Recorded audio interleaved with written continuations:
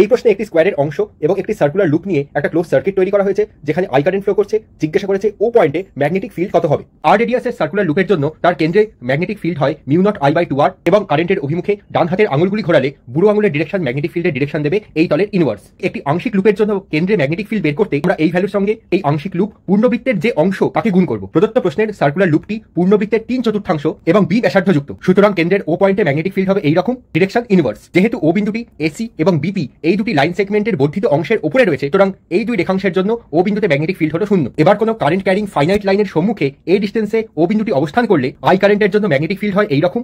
তাহলে সিডি লাইনের জন্য বিটা 0 ডিগ্রি, আলফা 45 ডিগ্রি এবং ম্যাগনেটিক ফিল্ড ও বিন্দুতে এইরকম। একইভাবে ডি থেকে পি এর অভিমুখে প্রবাহমান কারেন্টের জন্য ও বিন্দুতে ম্যাগনেটিক ফিল্ড হবে এইরকম। উভয় ক্ষেত্রে ম্যাগনেটিক ফিল্ডের ডিরেকশন পৃষ্ঠার তলের ইনভার্স। যেহেতু ও পয়েন্টে প্রদত্ত ক্লোজ সার্কিটের প্রত্যেকটি অংশের জন্য প্রাপ্ত ম্যাগনেটিক ফিল্ড পৃষ্ঠার তলের ইনভার্স, সুতরাং পূর্বোক্ত সবগুলি ম্যাগনেটিক ফিল্ড যোগ করলে ও বিন্দুতে নেট ম্যাগনেটিক ফিল্ড পেয়ে যাব।